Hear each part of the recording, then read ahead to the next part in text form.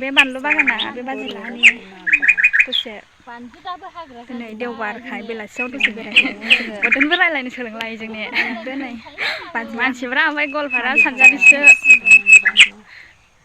बेबो एसेल' नङा 4 बिगा खुलुमबाय लोगोफोर नै आङो बानलु बारियाव फैदों जोंहानि बानलु बारियाव बानलु बागानाव बानलु नायनो मादि जानानै थाखो नै जोंहानि बानलु बागाना बिराद खस्थ' गायबाय साब्रै पार्टि आरोना साब्रै पार्टि नांनानै गायदों जोङो मा होनो गायनायावबो जि खस्थ' खोनायावबो खस्थ' खोनायालाय ट्रेक्टरजों खोदों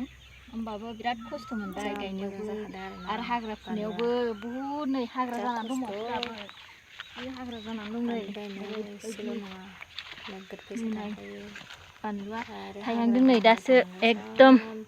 नै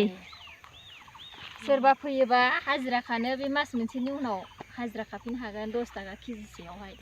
लोगोफोर नै बेलेगजों रायज्लायस्लाय बेलेगजों खारस्लायस्लाय बेबायदिनो मावनांगौ होमबासो न'खरा मोजां जायो हौवा हिन्जाव मिलायनानै मावनांगौ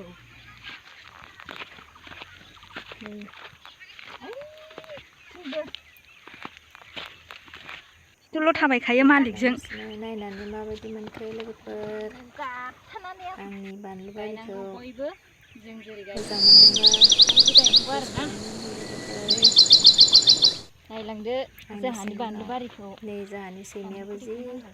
आंनि उन थांफायो जेरावबो हनै आरो नै थास'आ जि ग्रोम